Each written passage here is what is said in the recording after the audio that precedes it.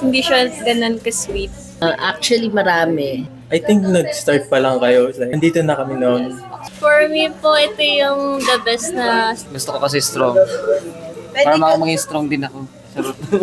Hi guys! Welcome back to Tipon and we are here with Ella. So today's video, nandito tayo sa Pinoval branch. We'll be asking our regular customers Yes, our regular customers kung mga ano favorite yung drink. favorite drink nila kay Tipon. Okay, let's Okay. go. G. Lang po ma'am. As lang po, if ano po yung go-to drink niyo po sa akin? Yung fancy dahon. Ano siya, hindi siya mapait na sobra.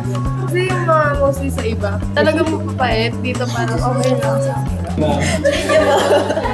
Tanong po natin yung isa sa pinaka-regular customer po namin dito sa Tipon. Actually, marami. Espanya, pumpkin. Pagka naman walang coffee, yung house blend iced tea. Favorite ko, sobra. Lagi Diba niyo no? in-order. Lagi ko in-order yun. Many times. Pagdating sa mga coffee, lahat masarap po. Lalo na Espanya. Napapisa ko baybayin. Diba? Yung baybayin. Thank you. Isa din po sa mga regular customer po namin. Mother niya po si ma'am. Minsan kada depende sa panahon. No? Ngayon, yung sa banana series nila, parang lahat ata natikman ko na yun. So yung go-to drink ko ngayon, pero yung normal lang ay yung fancy dahon, may sub-oat. Best yun. Abis talaga yun guys. Kahit ako, napapainom ako nun fancy dahon. Kahit di ako mahilig sa dahon. Yung akin po is yung matcha nana here sa Tipon. Gusto ko po yung mix ng matcha tas banana milk. Hindi siya ganun ka-sweet. Tas hindi rin ako mahilig sa coffee.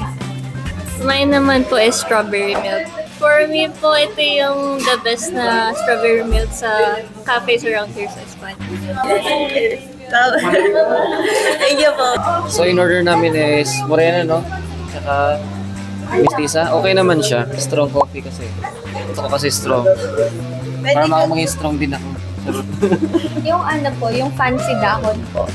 Hindi ako masyadong mahilig sa yung sobrang earthy na matcha. Ito kasi sakto lang siya, at sakto lang din yung milk niya. So, kaya naging favorite ko din siya. The best ba siya among the rest? Yes, the best among the rest. Thank you po. Thank you guys. Akin for me is Morena. Since before pa, I think nag-start pa lang kayo. Nandito na kami noon. Parang nakasanayan na. Hindi siya nag-iba ng lasa, which is comforting. So yung Tipon House Special, pumihilig po ako sa cinnamon. And ano po kasi, yung ibang mga cafe, limited lang po yung selection nila na merong cinnamon po sa menu na. Kaya yun po yung... So yun guys, you heard it from our regulars. So kayo guys, if regular kayo, comment down below kung meron ba kayong mga go-to drinks. Or also, if new kayo dito, at least narinig niyo yung mga go-to drinks ng ating regular customers. Kayo guys, anong favorite Tipon drink niyo?